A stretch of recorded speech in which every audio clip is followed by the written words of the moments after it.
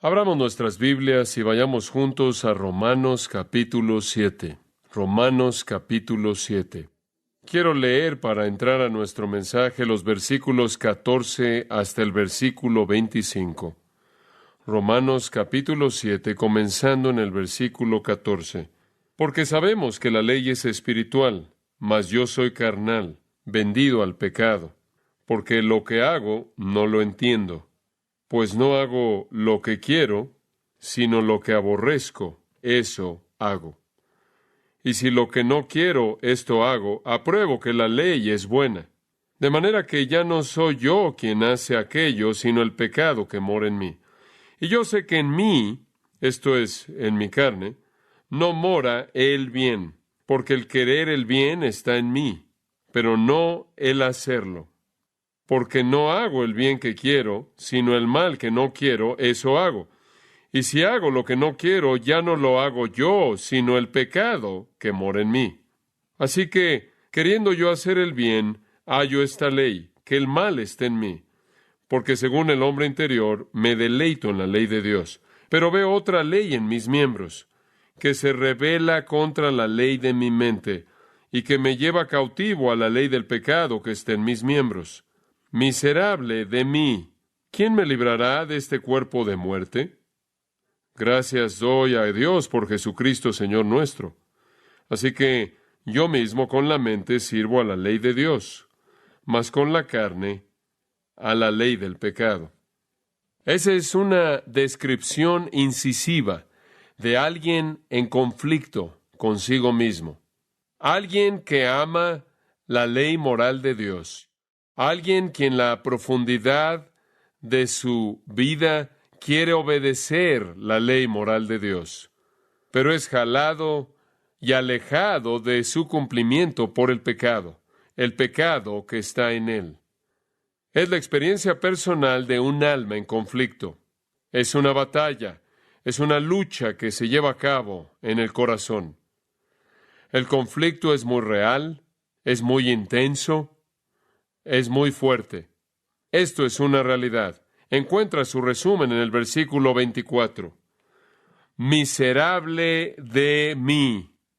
Hay una condición miserable en esta batalla, hay una condición miserable en este conflicto, y después el clamor, ¿quién me librará?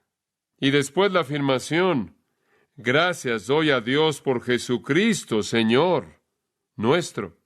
Pero aún sabiendo eso, concluye, así que yo mismo con la mente sirvo a la ley de Dios, mas con la carne a la ley del pecado. Ahora, algunas personas dicen que este es un cristiano siendo descrito, y algunas personas dicen que este no es un cristiano. Y la gente ha estado diciendo estas dos cosas desde que Romanos 7 fue escrito. Movimientos enteros han dependido para su vida misma de la interpretación de Romanos 7. Un lado dice que hay demasiada esclavitud al pecado para un cristiano. El otro dice que hay demasiado deseo para la bondad para un incrédulo. No puede ser un cristiano y estar esclavizado al pecado, y no puede ser un incrédulo y desear el guardar la ley de Dios. Y ahí está el conflicto de interpretar el pasaje. Vamos a hablar de la perspectiva no cristiana por un momento, y probablemente nos va a tomar un par de semanas el hacer esto, así que seremos pacientes.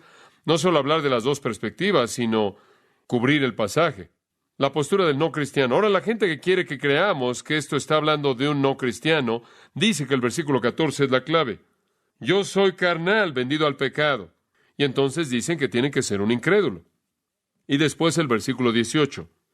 Y yo sé que en mí, esto es en mi carne, no mora el bien, porque el querer el bien está en mí, pero no el hacerlo. Y dicen, este tiene que ser un incrédulo, porque una persona que es cristiana sabe hacer lo que está bien. ¿Dónde está la evidencia del poder del Espíritu Santo ahí? Y dicen, la ignorancia muy obvia de la persona en el versículo 18, que no sabe cómo alcanzar los resultados que quiere. ¿Acaso uno en Cristo es tan impotente? Y después de nuevo el versículo 24, miserable de mí, parece estar más bien lejano de la promesa del capítulo 5, versículo 1. Siendo pues justificados por la fe, tenemos paz para con Dios mediante nuestro Señor Jesucristo, por quien también tenemos acceso por la fe en esta gracia en la que estamos firmes y nos regocijamos en la esperanza de la gloria de Dios. Y después Él procede a hablar del hecho de que no solo tenemos la esperanza y el gozo, sino todos los beneficios. ¿Cómo puede este hombre ser tan miserable con tantos beneficios?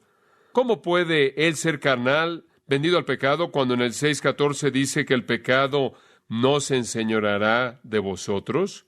Y después, de manera invariable, entran al capítulo 6 a detalle. Por ejemplo, capítulo 6, versículo 2. Porque los que hemos muerto al pecado, ¿cómo viviremos aún en él? Versículo 6. Sabiendo esto, que nuestro viejo hombre fue crucificado juntamente con él para que el cuerpo del pecado sea destruido, a fin de que no sirvamos más al pecado. Versículo 7. Porque el que ha muerto ha sido justificado, liberado del pecado. Versículo 11. Así también vosotros consideraos muertos al pecado. Versículo 12. No reine pues el pecado en vuestro cuerpo mortal. Versículo 17. Pero gracias a Dios que aunque erais esclavos del pecado, habéis obedecido de corazón aquella forma de doctrina a la que fuisteis entregados. Versículo 18. Libertados del pecado. Versículo 22. Mas ahora que habéis sido libertados del pecado y hechos siervos de Dios. Ahora, con todo eso en el capítulo 6, ¿cómo es posible que pueda decirse en el 7:14, mas yo soy carnal, vendido al pecado, hablando de un cristiano? ¿Entiende el problema? Ahora trataremos con cada una de estas cosas conforme avanzamos a lo largo del pasaje. Pero aquí permítame tan solo decir, en una referencia general al capítulo 6, que el énfasis en el capítulo 6 se encuentra en la nueva creación, la nueva naturaleza, la nueva identidad, la nueva persona en Cristo, el yo redimido. Por lo tanto, el énfasis se encuentra en la santidad del creyente y en su nueva creación y en su yo redimido. Él ha quebrantado el dominio del pecado. El énfasis en el capítulo 7 no necesariamente tiene que ser el mismo como en el capítulo 6. Y todo cristiano sabe que aunque él es nuevo en Cristo y el dominio del pecado es quebrantado y el pecado ya no lo domina, el pecado todavía es un problema. Y entonces, sea que usted quiera ver o no a un cristiano en el capítulo 7, todavía tiene que ver a un cristiano teniendo conflicto con el pecado, aunque su nueva creación, aunque su nuevo yo es santo. Y esa es la razón por la que es tan importante que entendamos lo que enseñamos en el capítulo 6, que aquello que es recreado es el nuevo yo, que ese nuevo yo redimido es santo. Pero todavía va a haber un conflicto. Y sea que usted ve ese conflicto en el capítulo 7 o no, todavía hay un conflicto. Y como he señalado, quiero añadir aún en el capítulo 6. Note el capítulo 6, versículo 12. No reine pues el pecado en vuestro cuerpo mortal, de modo que lo obedezcáis en sus concupiscencias. Ahora espera un momento. Acabas de decir que morimos al pecado. Acabas de decir que el pecado, el cuerpo de pecado, versículo 6, fue destruido y por lo tanto no serviríamos al pecado. Entonces, ¿por qué en el versículo 12 nos estás mandando a que no se enseñoree sobre nosotros? Como puede ver, tiene el mismo problema en el capítulo 6. Todavía tiene que enfrentar el problema del creyente y el pecado. Y en todo lo que Pablo dijo en el capítulo 6 acerca de nuestra nueva naturaleza y nuestra nueva creación y nuestra nueva esencia, él nunca dijo que a partir de ahí ya no tendremos una batalla con el pecado. Versículo 12 implica que el pecado todavía podría tener un lugar de reinado. Todavía podría estar gritándonos órdenes a las que podríamos estarnos sometiendo. Todavía podríamos estar obedeciendo al pecado. Siga el versículo 13. Ni tampoco presentéis vuestros miembros al pecado como instrumentos de iniquidad, lo cual significa que usted podría hacer eso. Y entonces se le manda a no hacer eso. Entonces, por un lado, el problema en el capítulo 7 es el problema en el capítulo 6. Porque tiene todas esas afirmaciones acerca de que ha muerto al pecado, está muerto al pecado, el pecado no tiene dominio sobre usted, su servicio al pecado está quebrantado, ahora son siervos de Dios y están libres del pecado, son libres del pecado al mismo tiempo, tiene los mandatos a no dejar que el pecado se enseñoree sobre usted. Entonces, no se encuentran problemas en la interpretación del capítulo 7 que no se encuentran tampoco en la interpretación del capítulo 6. Observe el capítulo 6, versículo 19. Hablo como humano por vuestra humana debilidad. Ahora, ¿se acuerda usted de lo que dijimos acerca de eso? Cuando usted peca no es el nuevo usted, ¿verdad? ¿Qué es? es su carne, su humanidad. Y entonces él dice, tengo que recordarles estas cosas porque su carne todavía está ahí. Porque así como para iniquidad presentasteis vuestros miembros para servir a la inmundicia y a la iniquidad, así ahora para santificación presentad vuestros miembros para servir a la justicia. Y la implicación de nuevo es que usted podría presentar sus miembros al pecado. Usted podría presentar sus miembros al pecado. Entonces, el discutir que el capítulo 7 no se puede referir a un cristiano debido a las afirmaciones en el capítulo 6 es realmente malentender la intención del capítulo 6. Y creo que es un argumento más bien débil. Ahora veamos el capítulo 7, versículos 14 al 25, y veámoslos como si fuera un cristiano, como si fuera un cristiano el que se tiene en mente. Versículo 22. Porque según el hombre interior me deleito en la ley de Dios. Esa es una afirmación muy fuerte, ¿no es cierto? Porque según el hombre interior me deleito en la ley de Dios. Desde otro ángulo, o hablando desde la otra perspectiva, hacemos la pregunta, ¿acaso un incrédulo se deleita en la ley de Dios según el hombre interior? Usted no encuentra una indicación de esto en las Escrituras. De hecho, en el capítulo 8 de Romanos, versículo 7, a la mitad del versículo, dice que la persona no regenerada no se sujeta a la ley de Dios. No se sujeta a la ley de Dios. Observe el versículo 25. Gracias doy a Dios por Jesucristo, Señor nuestro. Así que yo mismo con la mente sirvo a la ley de Dios. Eso se oye como un cristiano para mí por dos razones. Agradecerle a Dios por Jesucristo nuestro Señor y servir la ley de Dios con su mente.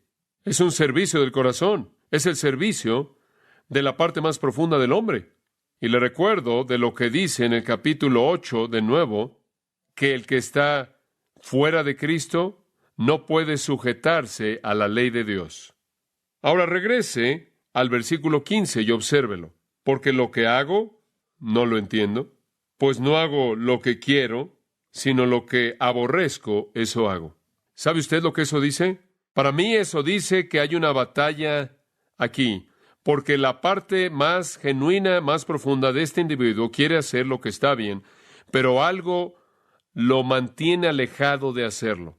¿Es eso el caso? ¿Es verdad eso de una persona no salva, que realmente anhelan hacer lo que está bien, pero de manera inexplicable se les previene el hacerlo? No según Jeremías, quien dijo, engañoso es el corazón más que todas las cosas, y perverso. Observe el versículo 18. Y yo sé que en mí, esto es en mi carne, no mora el bien. Porque el querer el bien está en mí, pero no el hacerlo, porque no hago el bien que quiero, sino el mal que no quiero, eso hago. Lo tiene en el versículo 19. Porque no hago el bien que quiero, sino el mal que no quiero, eso hago. En el versículo 21, así que queriendo yo hacer el bien, hallo esta ley, que el mal está en mí. Entonces el corazón y el alma y la mente, y en la profundidad del individuo, anhela hacer lo que está bien. La inclinación es hacia el bien, pero hay un principio de maldad ahí que hace que no sea cumplido de manera tan fácil. Sea quien sea esta persona, escucha esto, él anhela hacer buenas cosas y se encuentra haciendo, ¿qué? Cosas malas. Hasta donde puedo leer en Romanos capítulo 3, la persona mala no anhela hacer la voluntad de Dios. No hay justo ni aun uno. En Romanos 3 dice que todo acerca de ellos es malo, todo. No hay quien entienda, no hay quien busque a Dios. Versículo 11, nadie busca los propósitos de Dios, la voluntad santa de Dios, la ley santa moral de Dios. No hay temor de Dios delante de sus ojos.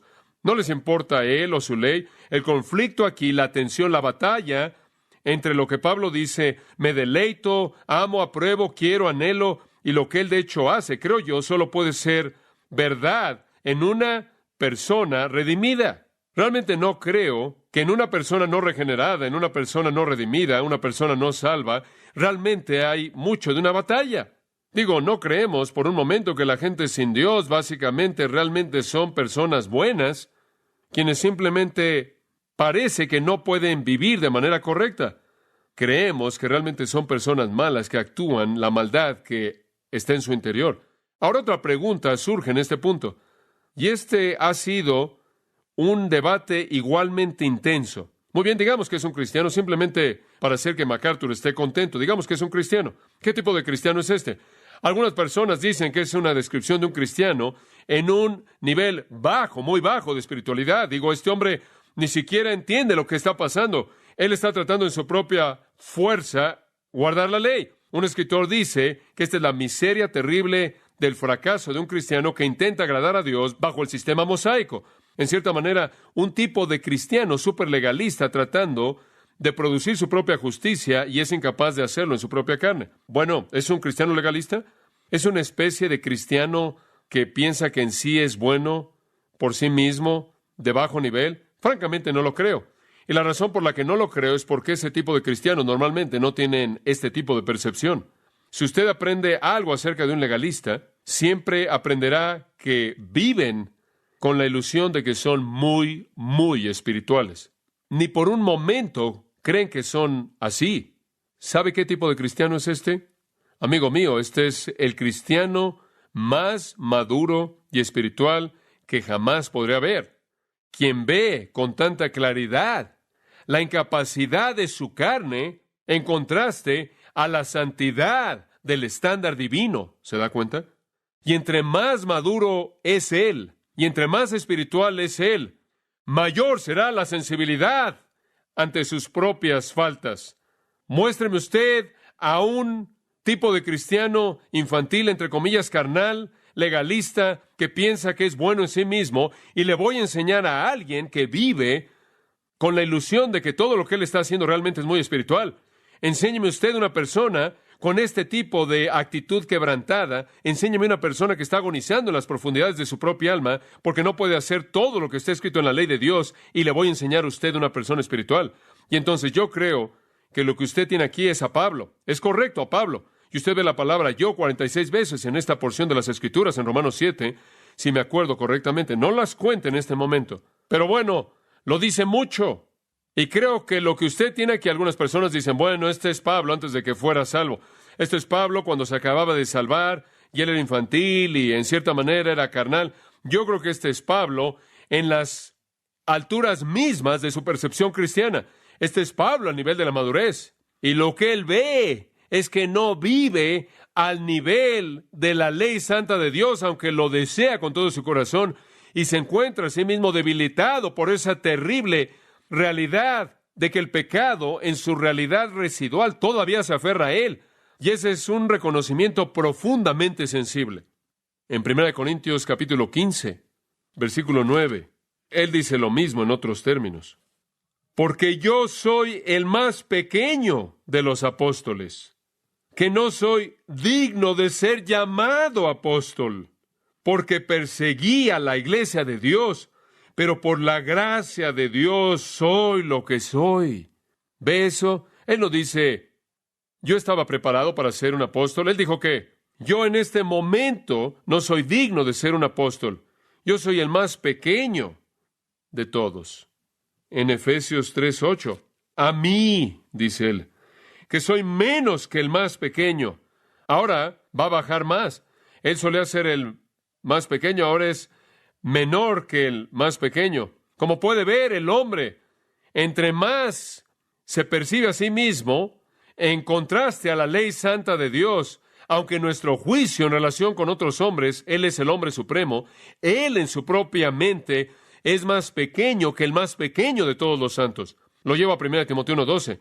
Doy gracias a Cristo Jesús, Señor nuestro, quien me capacitó y me consideró fiel, colocándome en el ministerio, habiendo sido antes blasfemo, perseguidor, injuriador. Dice usted, claro que lo era, pero extendió misericordia porque lo hice en ignorancia, en incredulidad, y la gracia de nuestro Señor fue mucho más abundante con la fe y el amor que es en Cristo Jesús. Después esto, palabra fiel es esta, y digna de ser recibida por todos, que Cristo Jesús vino al mundo para salvar a los pecadores, de los cuales yo soy, ¿qué? El primero. No dijo fui, sino soy el primero. No obstante, por esto mismo obtuve misericordia. Escuche, creo que eso es exactamente lo que él está diciendo en Romanos 7. Este es Pablo, muy avanzado en su apostolado, maduro en el Señor, caminando en la dinámica de la vida espiritual, habiendo experimentado el poder de Dios y la sabiduría de Dios y el conocimiento de Dios. Y entre más sabe él y más experimenta él, más él odia el pecado que ve que se cuelga de él. Y los términos que él usa en Romanos 7 son tan precisos que creo que no podemos dejar de ver esto. Sea quien sea esta persona, él odia el pecado. Versículo 15. Yo lo aborrezco, dice él. Sea quien sea esta persona, él ama la justicia.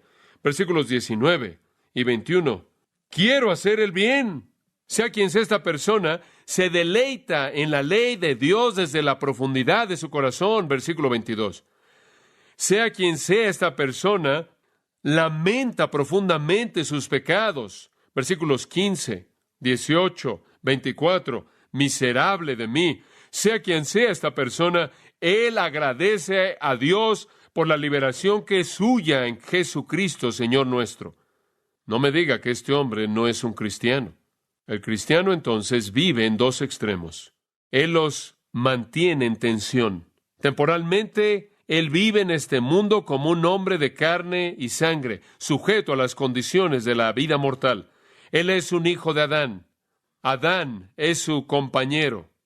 Y el resto de los hombres también, quienes heredaron la simiente pecaminosa. Pero espiritualmente, él ha pasado de las tinieblas a la luz, de la muerte a la vida. Él ahora comparte en la muerte, sepultura y resurrección de Cristo, y él ahora es el poseedor de una simiente incorruptible, eterna, la naturaleza divina. Él es una nueva creación. Ella no está en Adán, él está en Cristo. Pero el pecado se cuelga en su humanidad. Y entonces él está consciente de la presencia y el poder del pecado que mora en él. Y él lo desprecia y lo odia y lo aborrece porque él ha gustado, él ha probado de la simiente incorruptible. Este es el hombre en Romanos 7. Ahora, simplemente para reforzar esto, hay un cambio más bien dramático en los tiempos de los verbos en el capítulo. Los verbos del capítulo 7, versículos 7 al 13, están en el tiempo pasado. Y yo creo que hablan antes de su conversión. Y explicamos esto a detalle para señalar que esta era su experiencia de convicción preconversión cuando él enfrentó la ley de Dios, y los verbos están en el tiempo pasado. Aoristo. Tan pronto como usted llega al versículo 14, están en el tiempo presente hasta el versículo 25. El cambio en el tiempo de los verbos es una nota lingüística muy importante. Nos dice que Pablo se ha movido del pasado antes de que fue redimido al presente. También hay un cambio muy interesante en circunstancias en relación con el pecado. De los versículos 7 al 13, el pecado lo mata. El pecado lo hiere. Él dice eso en el versículo 11, porque el pecado, tomando ocasión por el mandamiento, me engañó y por él me mató. El pecado lo mató. Mató toda su justicia personal, todas sus esperanzas, todas sus seguridades. Cuando entendió que él realmente era un pecador, viendo la ley de Dios, simplemente lo devastó, simplemente lo aplastó, el pecado lo mató. Pero de pronto, cuando usted llega al versículo 14, él está peleando con el pecado y él no va a permitir que lo mate. Él no va a ceder al pecado.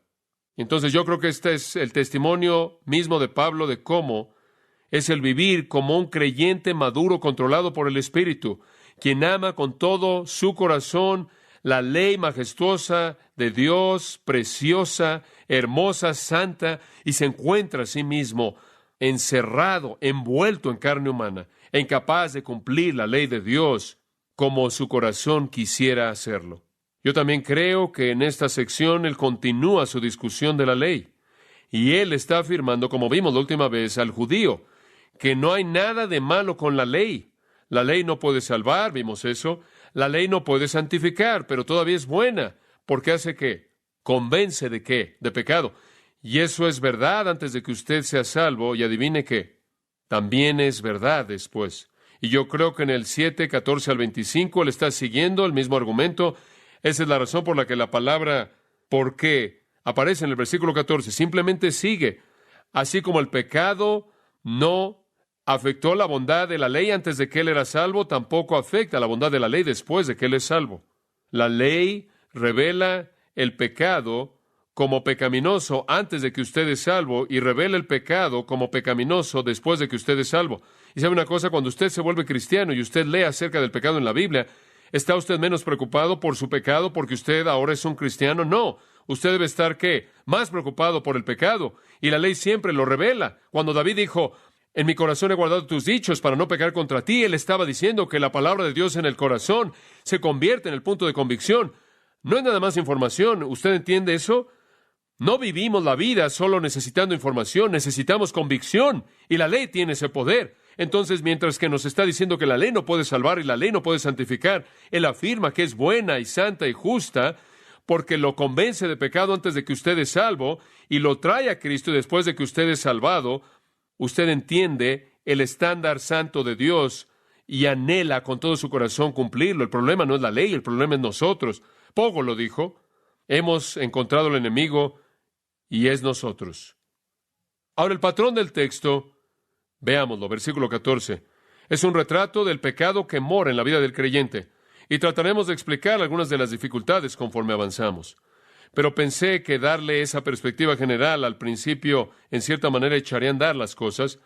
Este es un pasaje muy incisivo. Es un pasaje raro en la Biblia, porque hace algo que rara vez sucede. Y no puedo pensar en otro pasaje que hace esto, simplemente en este momento. Lo que es una serie de lamentos, es una serie de clamores, de dolor, de lamento. Es una serie de lamentos desesperados, tristes, y se repiten. Hay uno y después hay dos y después hay un tercero. Y básicamente dicen lo mismo 3 veces. Este es el clamor de un corazón quebrantado, de un alma afligida, de un alma en gran conflicto. Ahora, cada uno de estos 3 lamentos sigue el mismo patrón. Pablo describe su condición, da prueba de la misma y después describe la fuente de la misma.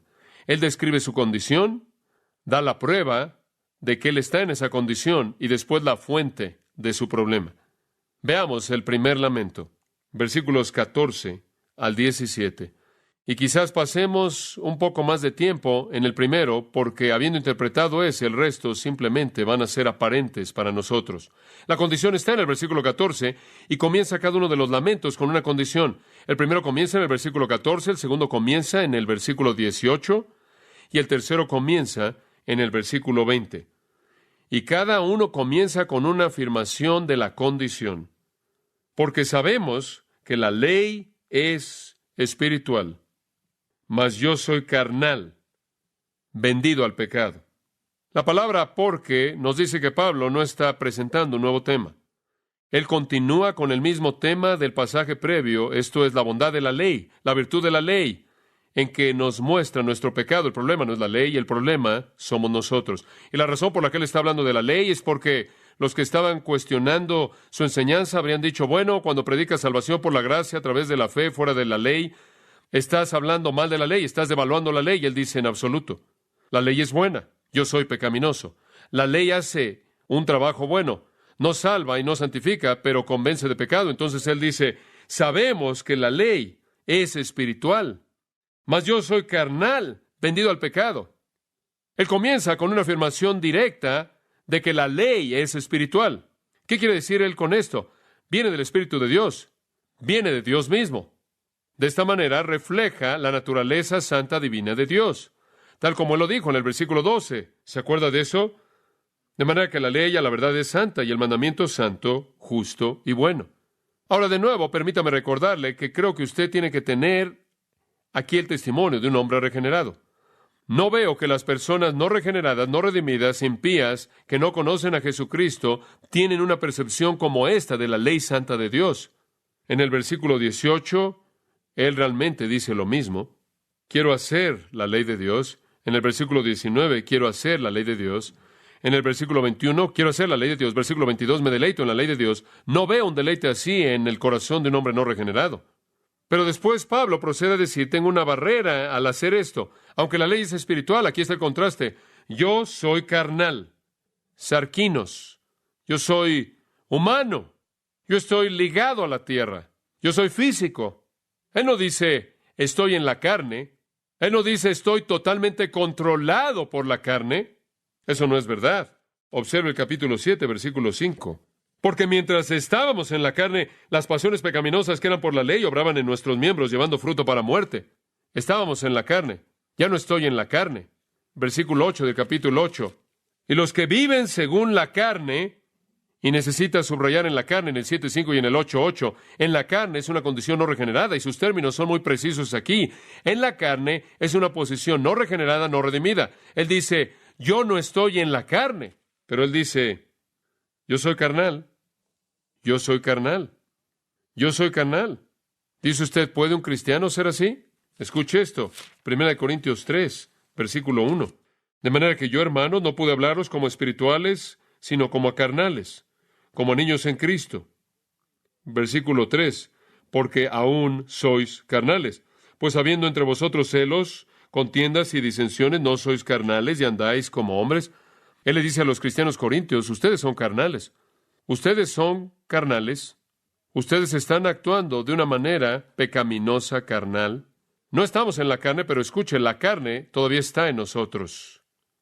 Ya no estamos en la carne en términos de estar cautivos a ella. Ahora observe el versículo 18. Y yo sé, Romanos 7:18, que en mí, esto es, en mi carne, no mora el bien. Él dice, la carne todavía está ahí. Yo no estoy en ella, pero ella todavía está en mí. Y en el versículo 25, yo mismo con la mente sirvo a la ley de Dios, mas con la carne a la ley del pecado. Usted ya no está en la carne está en usted. Y eso es simplemente un término para nuestra humanidad. Podría ser el mismo término como el capítulo 6, versículo 12. No reine pues el pecado en vuestro ¿qué? Cuerpo mortal. No reine en su mente. Es una mente renovada. Él está usando la palabra mente de esa manera en Romanos 7. No reina en su nueva creación, en su nueva naturaleza, reina en su cuerpo mortal. Y entonces sus términos son muy coherentes. El pecado está en nuestra humanidad. Esa es la razón por la que, amados, les dije esto hace unas semanas atrás. Cuando usted muere, inmediatamente va al cielo porque usted ya está listo para el cielo. Lo único que tiene que hacer es deshacerse de la carne. Y cuando usted deja el cuerpo, eso es lo único que tiene que enfrentar. Ahora, cualquier cristiano podrá hacer la afirmación en el versículo 14. La gente tiene problemas con esto. Permítame ver si puedo explicarlo de manera simple. Soy carnal. ¿Puede usted decir eso? Yo puedo decir eso. Digo, es verdad. Usted dice sí. Pero ciertamente no estás hablando con términos técnicos teológicos aquí. No. Solo estoy diciendo, yo podría decir eso como cristiano. ¿Soy un pecador salvado por gracia? ¿Todavía soy un pecador? Que Dios me ayude si no. Si digo, bueno, debido a que ya soy salvo, no peco. Mi esposa estaría aquí para dar testimonio. Como puede ver, el punto es que puedo decir eso. Yo puedo decir soy carnal. Hay cosas que en mí representan eso. Me enojo, me irrito, no cumplo con mi deber como debiera hacerlo todo el tiempo, no mantengo la diligencia que debería en la búsqueda de Dios que yo deseo, veo mi humanidad, veo mi carnalidad que me estorba en el cumplimiento de todas las cosas que debería hacer, soy insensible, desconsiderado con la gente cuando necesitan mi gentileza y no soy gentil, cuando necesitan mi bondad y no soy amable y demás. Yo me veo a mí mismo como humano, me veo a mí mismo como pecaminoso. No siempre hablo de manera piadosa a toda persona que me habla de la manera en la que debería. Todos podemos decir esto. Es una afirmación general. Y después viene esta. Y esta parece ser el verdadero Waterloo para los intérpretes. Vendido al pecado. Ahora realmente tiene una afirmación fuerte. Ahora espera un momento. Si fuimos librados del pecado, ¿cómo podríamos estar vendidos al pecado? Bueno, observe el versículo 23. Pero veo otra ley en mis miembros que se rebela contra la ley de mi mente y que me lleva cautivo a la ley del pecado, que está en mis miembros. Una afirmación muy interesante, y cuando llegue ahí le voy a decir lo que significa. Difícilmente puedo resistir no decirle eso en este momento, pero lo voy a hacer. Pero lo que él está diciendo aquí es lo mismo. Yo fui llevado a la cautividad, a la ley del pecado, versículo 23, vendido al pecado, versículo 14. ¿Qué quiere decir él con esto? Bueno, el griego, de hecho, dice, vendido bajo el pecado, el principio de pecado, la realidad del pecado, no tanto obras, sino que me veo a mí mismo todavía como estando vendido bajo el pecado. Hay un sentido en el que todavía tengo cierta esclavitud. Ahora, mantenga en mente, en el capítulo 6, él estaba hablando acerca de su nueva creación, y esa nueva creación, esa simiente pura, eterna, incorruptible, eterna, la naturaleza divina, la nueva naturaleza. Todo lo que usted es en Jesucristo, santo, puro, incontaminado, no contaminado y justo por la justicia imputada de Jesucristo. De eso no está hablando aquí. Él está diciendo, yo no mi nueva naturaleza, sino yo en general me veo a mí mismo como vendido al pecado, bajo pecado. Y después en los versículos 23 al 25, Él lo llama la ley del pecado que está en mis, ¿qué? Miembros. Y de nuevo sus términos son coherentes. Los miembros tienen que ver con los miembros corporales, lo físico, lo carnal, e inclusive va más allá de lo físico, a las emociones, el sentimiento, la mente, el pensamiento. Pero siempre son los miembros, el cuerpo, la carne. Está en nuestra humanidad. ¿Puede este lamento venir de un cristiano? Yo soy carnal, vendido al pecado. ¿Qué tal esto? Salmo 51:5. David dijo, simplemente escúchelo. He aquí, en maldad he sido formado, y en pecado me concibió mi madre. Ahora se oye como un hombre quien nunca ha sido redimido, ¿no es cierto? ¿Pero David había sido redimido? Oh, sí. Él simplemente está viendo una realidad acerca de sí mismo. Es una percepción, amados. Y aquí está un cristiano maduro. Aquí está un hombre que ve su vida y seríamos de los primeros que dirían, hombre, tú sabes, tienes que elevar tu imagen personal. Estas son palabras terribles. Realmente nos recuerda, francamente, de Isaías capítulo 6, quien viene ante Dios y él está adorando a Dios y ve esta gran visión de Dios y él dice, ¡ay de mí, maldíceme! Lo cual significa, maldíceme, condéname. Condéname, Dios, porque yo soy un hombre con una boca sucia y vivo en medio de un pueblo con bocas sucias. Y lo único que el profeta puede ver en contraste a la santidad gloriosa de Dios es su propio pecado. Y aquí está la madurez del apóstol Pablo, quien ahora entiende cuán espiritual es la ley, y él solía pensar en ella como algo externo, ¿no es cierto? Y él no sabía que estaba hablando del corazón. Y esa es la razón por la que la ley acerca de la codicia en el corazón, versículo 7, realmente lo confrontó y lo mató, y él ahora ve que la ley es algo profundo y espiritual y algo santo, versículo 12, y algo justo y bueno. Y conforme él realmente entiende la ley de Dios y él se ve a sí mismo, y se ve a sí mismo como carnal, es una percepción que es legítima. Es lo mismo que él quiso decir en 1 Timoteo 1, cuando dijo, de los cuales yo soy, ¿qué? El primero. Es solo cuestión de percepción. No solo puede un cristiano decir que él está vendido al pecado, aunque redimido, porque estamos vendidos al pecado. Puede romper la esclavitud al pecado que usted tiene, no en esta vida, no en esta vida. Y entre más espiritual es usted, entre más maduro es usted, es más probable que usted diga esto. Entonces, vendido al pecado, no tenemos que confundirnos con los términos. No quiere decir que él de hecho se vendió a sí mismo al pecado para cometer pecado, como se dice de Acab en 1 de Reyes 20 o de los israelitas idólatras en 2 de Reyes 17. No es que él salió y se vendió al pecado, es que él reconoce que hay una esclavitud aquí. Y sabe una cosa, han habido ocasiones cuando usted ha sido cautivo al pecado. Le voy a decir cuándo son esos momentos. Cada vez que usted peca, usted ha perdido la batalla. El pecado lo llevó cautivo usted, ¿verdad? Y entonces Pablo coloca todos nuestros sentimientos, expresa todos nuestros sentimientos en palabras, al expresar la base del conflicto en el interior del creyente. Y todos entendemos esta percepción. Todos podemos ver que hay pecado en nuestras vidas. No debe estar ahí. No es la realidad, no es lo más puro acerca de nosotros. No es nuestro nuevo yo, pero está ahí. Este es simplemente el conflicto de todo cristiano. Hay un sentido en el cual, aunque estamos libres en la nueva naturaleza, todavía estamos esclavizados por la humanidad en la que moramos. Y quiero volver a decir, realmente no creo que una persona no regenerada pueda hacer una afirmación como esta, porque no creo que saben que la ley es espiritual, por un lado, y por otro lado, no saben que son carnales. Y tampoco creo que están vendidos bajo el pecado. Viven con la ilusión de que todo está bien. Eso es exactamente lo que él dice en el versículo 11, que el pecado tiene una manera de hacer ¿qué? De engañar. Pero cuando la ley es vista como algo realmente espiritual, entonces un hombre se ve a sí mismo tan lejos de cumplir la ley santa de Dios que se ve a sí mismo como no espiritual. De hecho, esa es la manera en la que el versículo realmente podrá ser leído. La ley es espiritual, pero yo no soy espiritual, experimentando una esclavitud al pecado. El gran comentarista exegético Cranfield escribió, y cito, entre más se esfuerza un cristiano con mayor seriedad a vivir de la gracia y a someterse a la disciplina del Evangelio, más sensible él se vuelve al hecho de que aún sus mejores actos y actividades son desfigurados por el egoísmo que todavía es poderoso dentro de él, y no es menos malo porque con mayor frecuencia es disfrazado de manera más sutil que antes. Fin de la cita. Ahora, permítame decirle algo que le va a sorprender. Él tiene razón. Usted no es menos malo ahora de lo que solía ser en su mortalidad y humanidad no redimidas. Usted es malo. Y no muchos grados de esto. Solo se necesita un pecado para ser malo. En usted hay una nueva naturaleza que es santa, pero esa presencia pecaminosa de la carne todavía está ahí.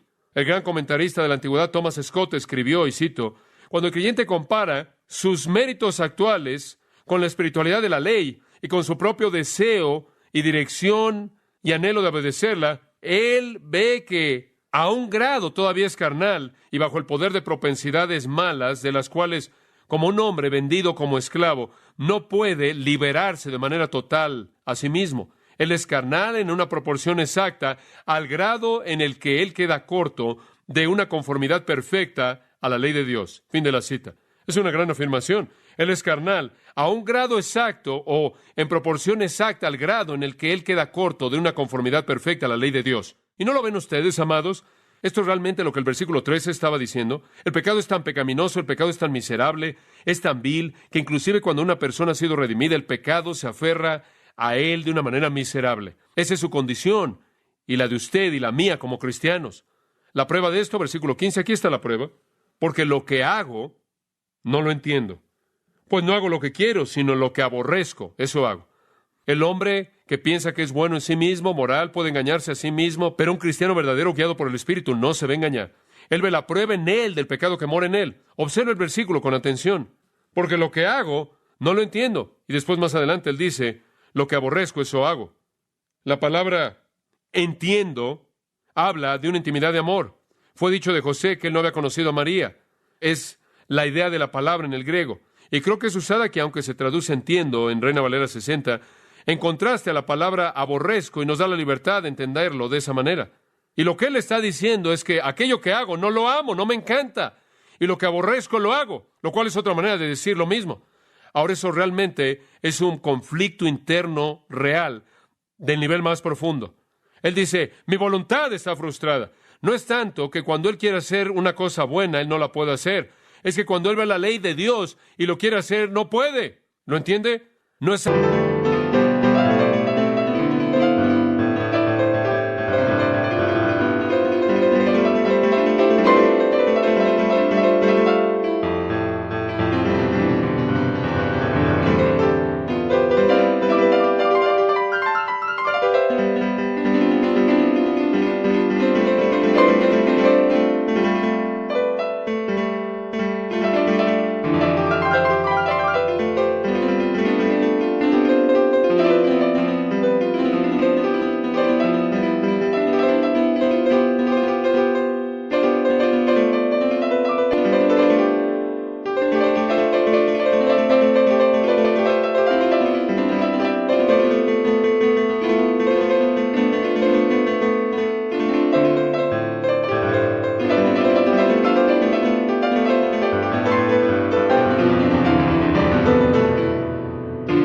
algo que debilita y dice, bueno, aquí estoy como cristiano y me gustaría decir algo bueno acerca de esto, o me gustaría hacer algo bueno, me gustaría hacer algo honorable y santo, pero no sé cómo hacerlo. Esa no es la idea.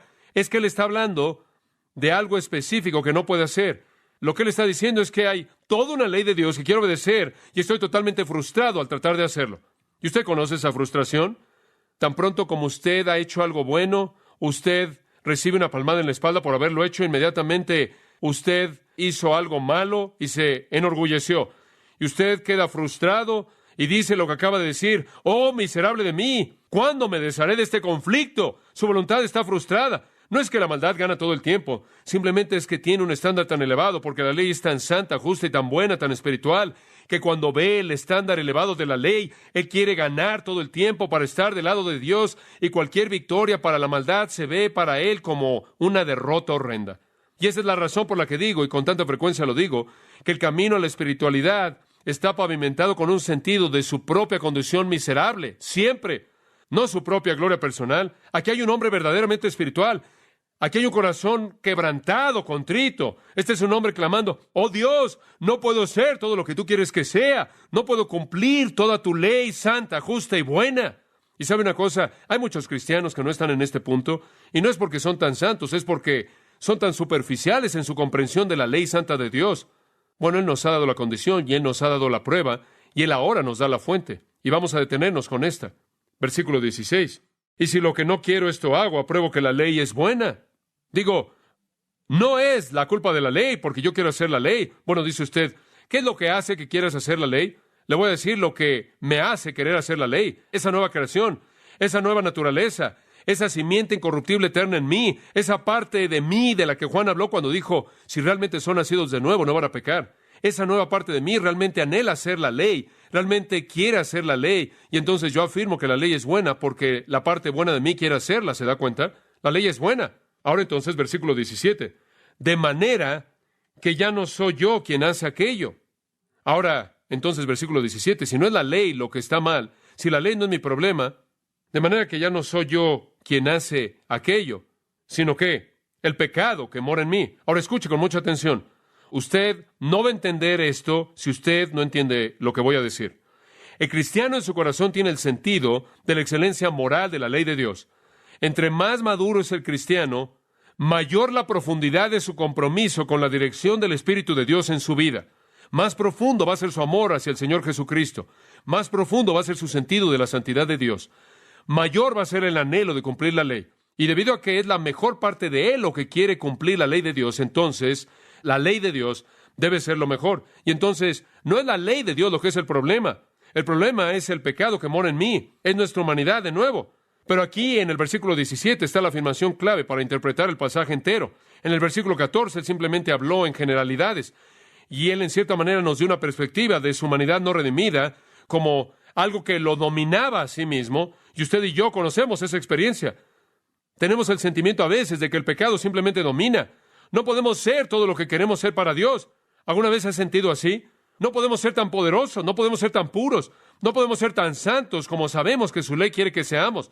Y entonces decimos en el versículo 14, soy carnal y me veo a mí mismo cautivo por el pecado.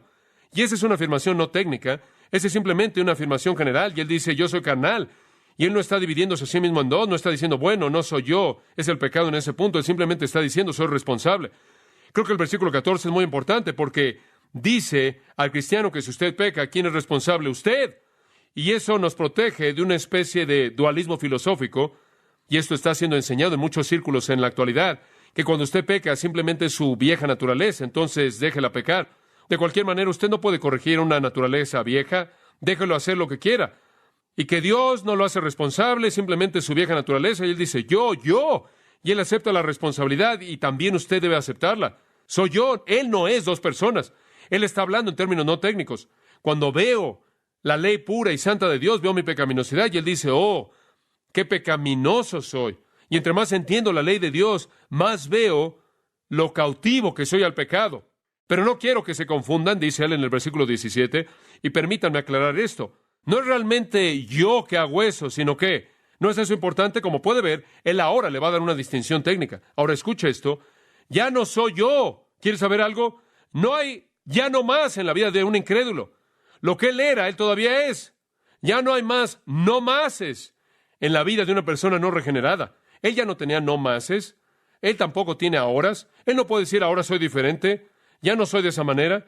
Ya no hay ahoras y tampoco hay no máses.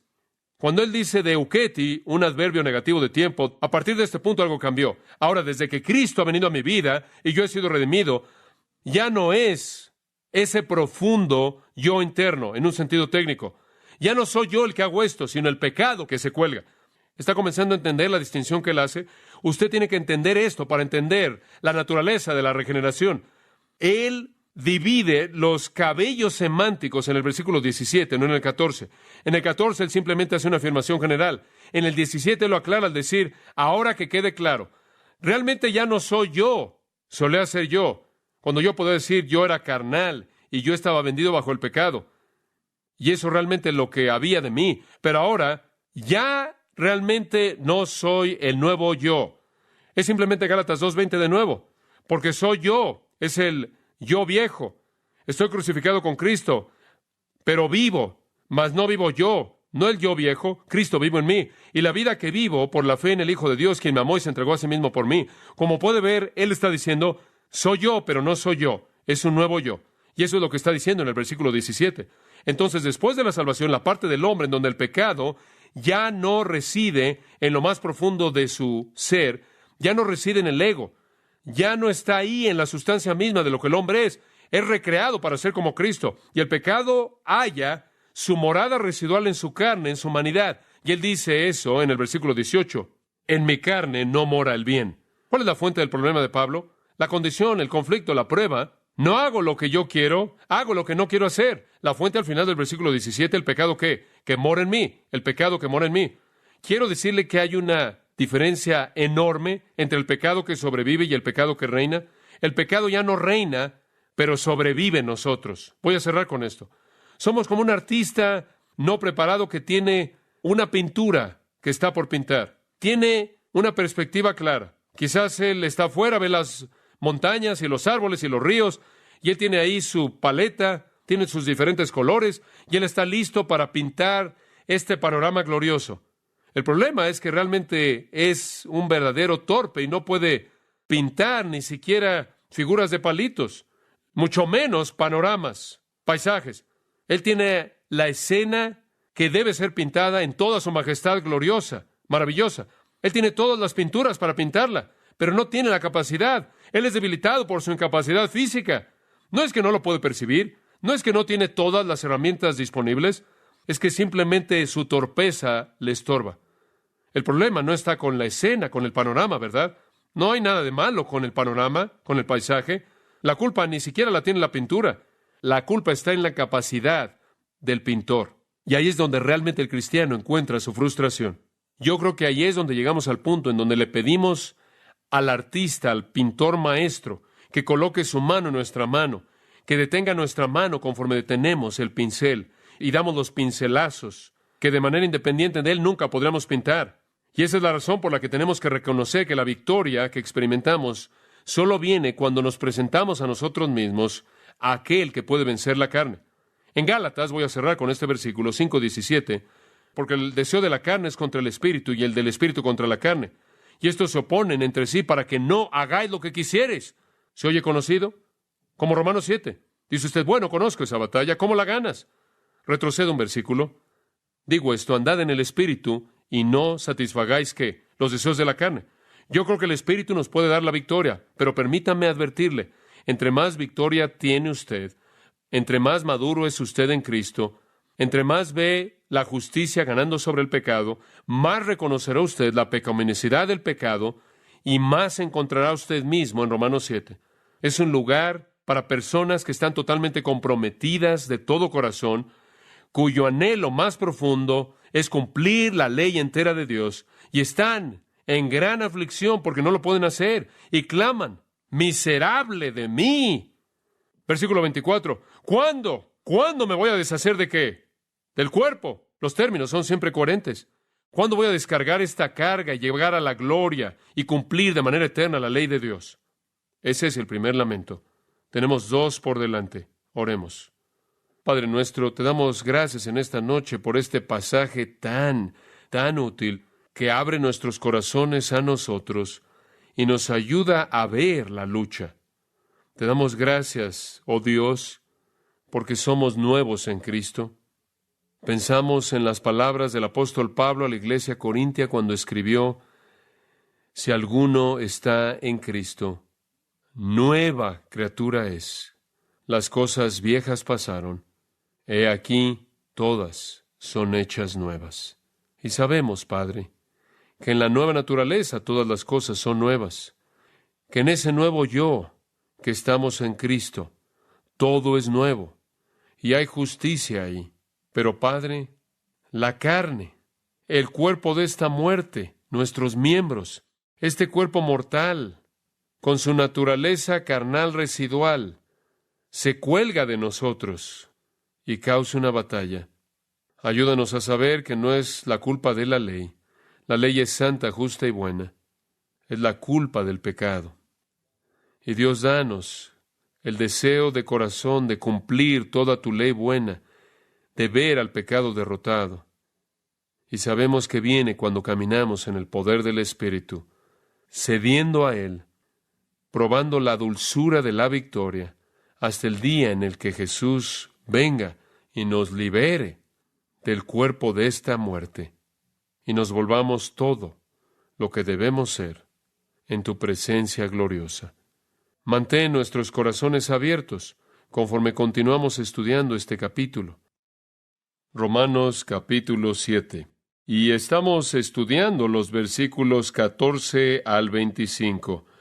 Y leeremos esos versículos en tan solo un momento para que tenga el flujo de este texto importante en particular. Un joven, más bien trivial y burlón, le preguntó a un predicador en un tono burlón: dice usted que la gente no salva carga con un gran peso de pecado. Francamente, él dijo: no siento nada. ¿Qué tan pesado es el pecado? ¿5 kilos?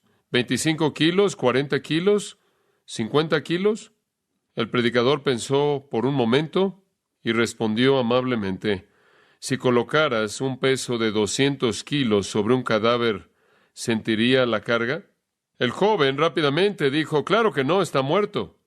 A lo cual el predicador respondió para enseñarle el punto: el espíritu que no conoce a Cristo está igualmente muerto. Y aunque el peso es grande, no siente nada. Pero quiero decirle que el creyente no es tan indiferente hacia el peso del pecado como lo es el incrédulo, sino que más bien, por otro lado, el creyente es hipersensible al pecado. Y habiendo venido a Jesucristo, sus sentidos son despertados a la realidad del pecado. Tal despertar comenzó en su salvación misma y no es disminuida desde que Él ha sido redimido, sino que más bien continúa volviéndose intensa conforme crece y madura. Dicha sensibilidad motivó a un santo tan grande como Crisóstomo a decir: no temo a nada más que el pecado. Un incrédulo, cuando es confrontado por el mensaje de salvación por la gracia libre en Cristo, dijo: si yo creo en esa doctrina, que la salvación es libre y es una muestra de gracia y solo es un asunto de fe, si pudiera estar seguro de que puedo convertirme de una manera tan fácil, creería y entonces me llenaría de pecado. A lo cual el mensajero del Evangelio respondió: ¿cuánto pecado crees tú que se necesitaría para satisfacer a un verdadero cristiano? La respuesta a eso es: simplemente un poco es más de lo que podemos tolerar. Venir a Jesucristo trae el sentido de pecado al corazón y a la mente.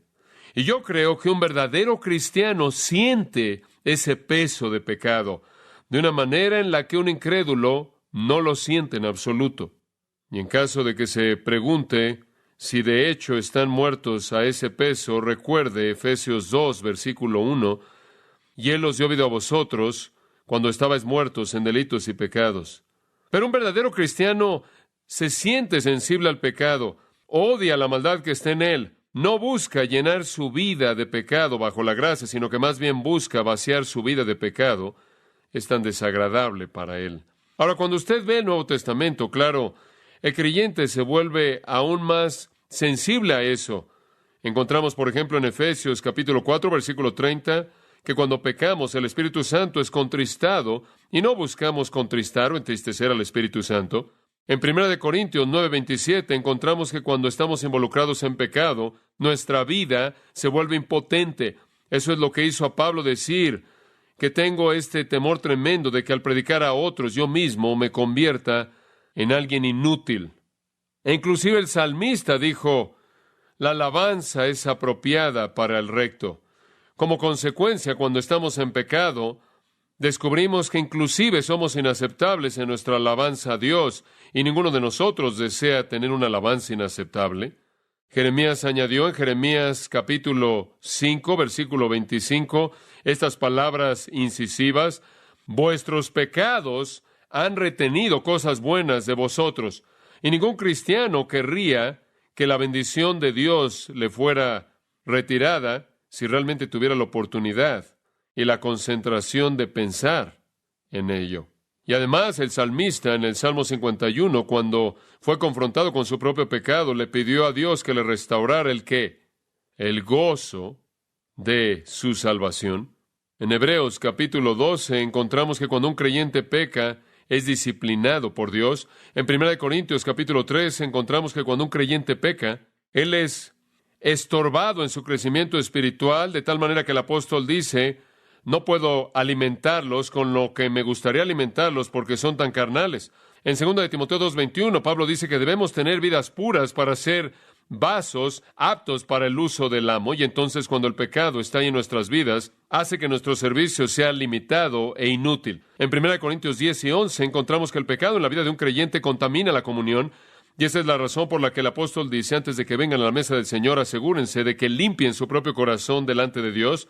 También encontramos que en 1 Corintios 11:30 y en 1 de Juan 5:16, y creo que también en Santiago capítulo 1, se hace la indicación de que un creyente en pecado está en peligro de perder su vida.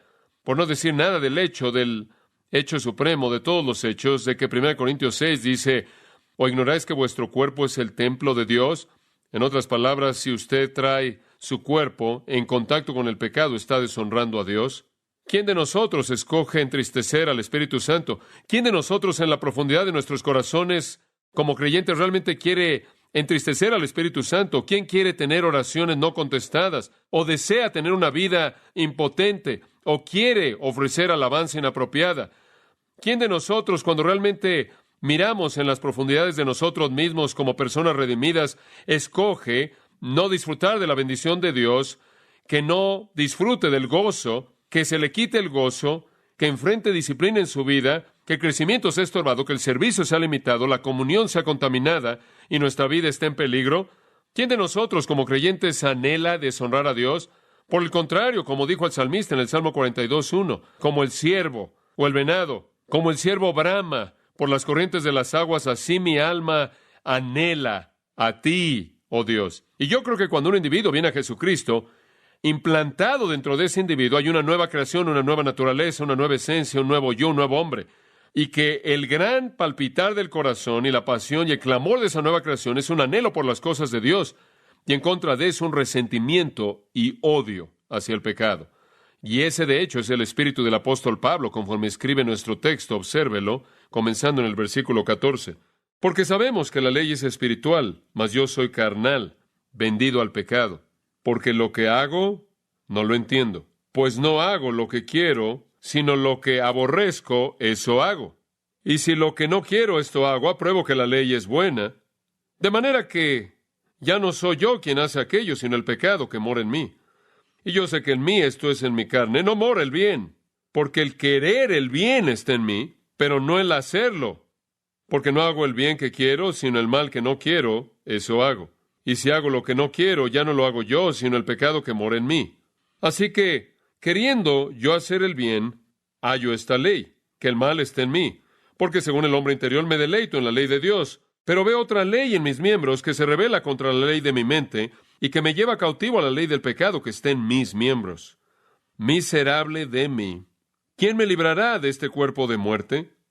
Gracias doy a Dios por Jesucristo, Señor nuestro.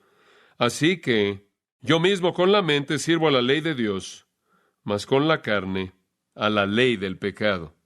Ahora, ahí está un hombre en conflicto en ese texto. Un hombre en conflicto serio.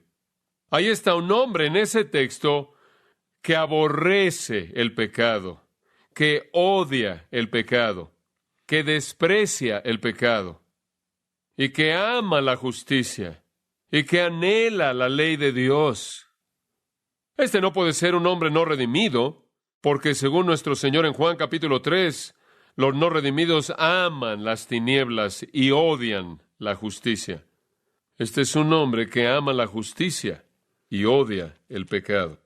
En el Salmo 119, y me voy a estar refiriendo a ese Salmo, así que le ayudaría a marcarlo en algún lugar en su Biblia. Vamos a estar ahí unas cuantas veces, pero en el Salmo 119, 104, encontramos una afirmación muy parecida en un versículo simple, y aquí el salmista, de manera maravillosa, reflexionando en la palabra de Dios, dice: a través de tus preceptos obtengo entendimiento, por lo tanto odio todo.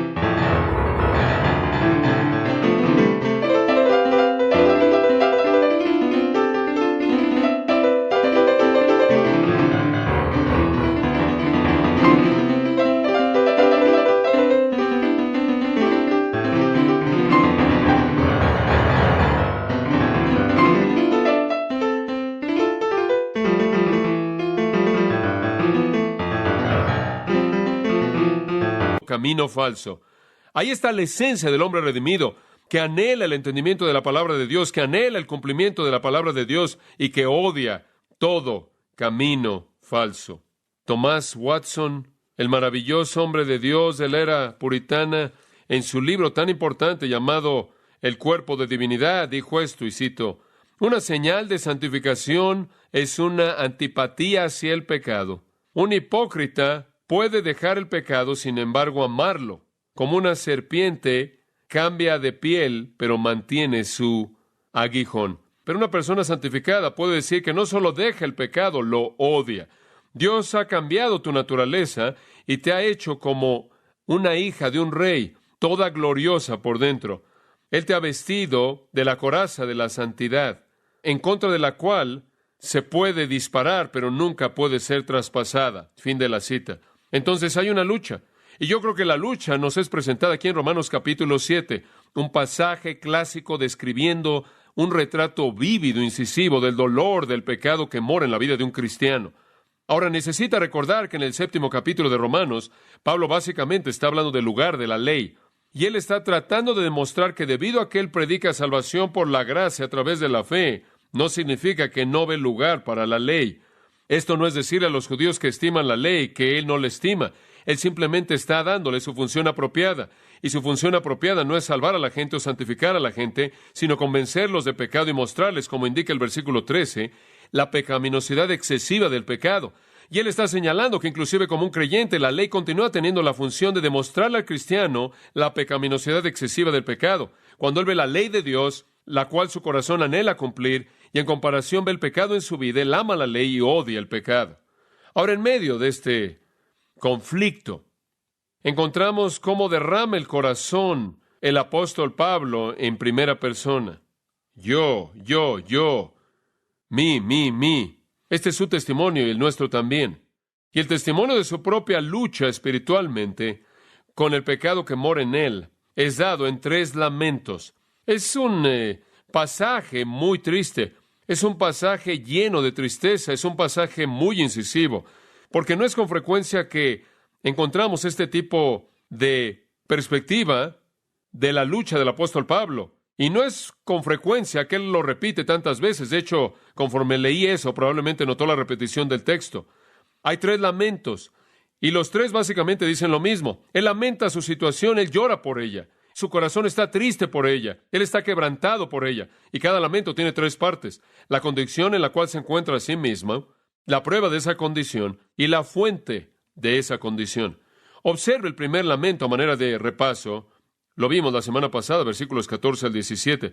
La condición está en el versículo 14, porque sabemos que la ley es espiritual, mas yo soy carnal, vendido al pecado.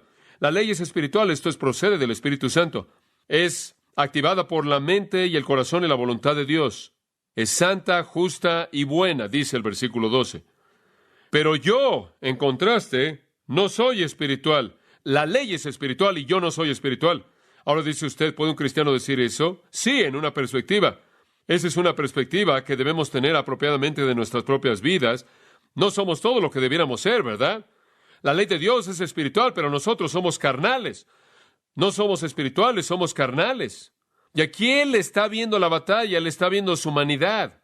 Él no está hablando acerca de todo lo que es renovado en él está hablando acerca de lo que no es renovado en él. Su humanidad todavía está ahí y lo ve cara a cara. Y lo ve al rostro. Él se encuentra a sí mismo vendido bajo el pecado. Él lo dice en el versículo 23.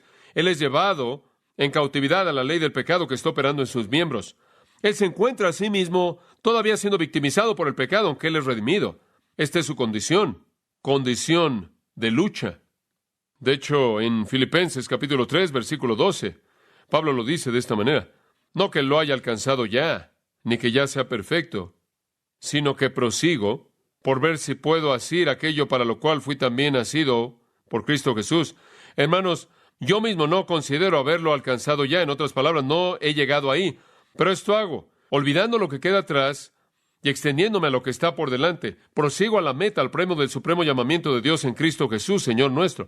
Lo que él está diciendo es, yo sé que no he llegado ahí, y eso es todo lo que tiene aquí en Romanos 7. Es un reconocimiento de lo que él no es una perspectiva. No es todo lo que podría ser dicho acerca de él, pero es algo que podría ser dicho acerca de él.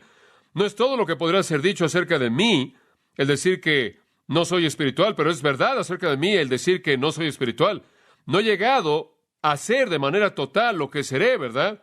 Es una perspectiva no técnica, es una perspectiva, es la misma perspectiva que hizo a Pablo decir, yo soy el primero de los pecadores, 1 Timoteo 1:15. ¿Y qué es lo que usted dice que da esa perspectiva? Bueno, escuche con mucha atención. Es un entendimiento de la ley pura, santa, justa, buena de Dios. Y cuando usted se ve a sí mismo a la luz de esa ley, usted está muy consciente de cuán pecaminoso es usted. Ahora, cuando usted ve a un cristiano, que se llama a sí mismo un cristiano, y parece estar muy contento con su condición espiritual, y quieren asegurarse de que usted sepa cuán santos son y cuán piadosos son, eso no le indica a usted que de hecho son santos, sino que más bien no entienden la palabra de Dios. Esa es evidencia no de su santidad, sino una evidencia de su ignorancia de la palabra, de la ley santa de Dios. Porque entre mejor entendemos la perfección infinita de la ley santa de Dios, mejor entenderemos nuestra propia imperfección, ¿verdad? Y entonces quiero decirle que lo que tenemos en Romanos capítulo 7 no solo es el testimonio de un cristiano, sino de uno muy maduro, y uno con mucho entendimiento, y uno muy espiritual. Después de darnos la condición en el versículo 14, Él nos da la prueba en el versículo 15. Aquí está la prueba de que Él todavía no es todo lo que debería ser, que Él es carnal, porque lo que hago no lo entiendo, o no lo amo, o no escojo hacerlo, pues no hago lo que quiero, sino lo que aborrezco, eso hago. Ahora esa es la prueba. La prueba de que todavía soy carnal es que estoy frustrado, porque veo la gloria infinita de la ley de Dios, veo la santidad magnífica de su estándar y no puedo vivir conforme a ese estándar. Y no estoy satisfecho con qué tan lejos he llegado, solo estoy insatisfecho por lo lejos que estoy de ese estándar. Esa es una perspectiva muy madura. Es algo muy inmaduro pensar que usted realmente ha llegado al máximo nivel de espiritualidad. El apóstol Pablo dice, no lo he alcanzado, no he llegado a eso, sino que prosigo a la meta. Veo la meta y me estoy moviendo, no estoy ahí. Esa es la humildad que viene de una percepción espiritual correcta. En lugar de congratularnos a nosotros mismos acerca de cuán santos somos, si realmente entendemos la ley de Dios, vamos a vernos a nosotros mismos quedando cortos de ella. Y ahí es donde Él está. Y esa es la razón por la que de nuevo esto nos lleva de regreso al quebrantamiento y a la humildad que caracteriza al verdadero seguidor del Salvador. Y después Él habla de la fuente, porque si usted dice, bueno, Pablo, tú eres salvo, tú eres redimido, digo, ¿de dónde viene esto? Versículos 16 y 17 nos dan la respuesta. Y si lo que no quiero esto hago, apruebo que la ley es buena. No hay nada de malo con la ley, porque no la pueda guardar, no quiere decir que está mal. ¿Cuál es tu problema, Pablo? De manera que ya no soy yo quien hace aquello, sino el pecado que mora en mí. Ahora mi condición es que estoy en una lucha. La prueba de ello es que no siempre hago lo que quiero hacer, y algunas veces lo que realmente no quiero hacer en lo más profundo de mi ser. Y la fuente de todo esto es el pecado que está en mí. Y ahora el yo y el mí en el versículo 17 se vuelven técnicos. Él dice, yo en el versículo 14 de manera muy general, yo soy carnal. Pero ahora Él se asegura de que entendamos lo que Él quiere decir en el versículo 17. Ya no soy yo, y el ya no, ¿se acuerda? Hablamos de eso, de uketi, ya no más desde cuándo, desde la salvación, desde que he sido salvo. Ya no soy yo el verdadero yo, el yo renovado, el yo recreado, el que hace eso, sino que el pecado que mora en mí. Y entramos en eso a cierto detalle. El yo entonces se vuelve un término técnico. Ahora, ¿cuál es el conflicto? El conflicto en la vida de un creyente es un conflicto entre una nueva creación que es santa, la cual está creada para la eternidad, la cual es la simiente eterna, la cual no puede pecar, y eso está en usted, ese es el verdadero usted, ese es el usted básico, el usted recreado. El conflicto es entre ese redimido usted y su mortalidad no redimida, su humanidad no redimida, la cual todavía está presente. Y ahí es donde yace su lucha. Y ese es su lamento. Y yo creo que todo hijo de Dios que realmente está caminando en obediencia con la mente del Salvador, lamenta la realidad de su pecado. Yo veo al creyente en 1 Juan 1, 8 al 10, que no niega su pecado, sino que ¿qué? Confiesa su pecado. Lo oigo en el Salmo 38, 18, diciendo, porque yo declararé mi iniquidad, lamentaré mi pecado. Lo oigo en el Salmo 97, 10, vosotros que amáis a Jehová, aborreced el mal. Yo creo que la persona verdaderamente regenerada odia el pecado y enfrenta el hecho de que, aunque él ha sido recreado, y hay una nueva naturaleza ahí, esa nueva naturaleza todavía está encerrada, por así decirlo, en humanidad, y ahí yace la lucha. Entonces, aunque somos redimidos, el pecado se aferra a nuestra carne, nuestra mortalidad, nuestra humanidad no redimida, y esto evita que veamos el cumplimiento del anhelo profundo del corazón que anhela la perfección de la ley de Dios. Y algunas veces esto no solo se manifiesta antes de que usted peque, sino que se manifiesta después, y se manifiesta en su culpabilidad y en su sentido de tristeza y en su sentido de contrición. Veamos el segundo lamento, y es simplemente como el primero. Versículo 18. El patrón aquí es idéntico. Aquí viene la condición. Y yo sé que en mí. Ahora, ¿de qué en mí estás hablando? ¿Simplemente el tú general, el tú entero, el tú nuevo, la creación nueva? No, en mí. ¿Qué parte de mí? ¿Mi qué?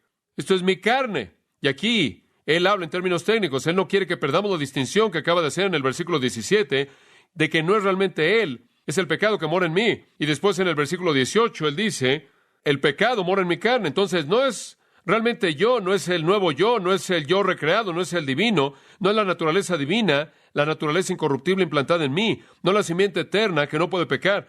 No es ese yo, es mi carne. Y yo sé que en mí, esto es, en mi carne, no mora el bien. No ve ninguna cosa buena en mi humanidad no redimida. Y entonces él dice en mí, pero él particulariza ¿qué parte? Esto es, en mi carne. Y ahí, creo yo, lo ubica en términos del lugar del pecado. El pecado se encuentra en la carne. Y como hemos dicho antes, y lo vuelvo a decir, que la carne es nuestra humanidad. No es necesariamente en sí misma, y por sí misma no es necesariamente mala, pero ahí es donde el pecado encuentra su base de operación. Y podría expresarlo de esta manera.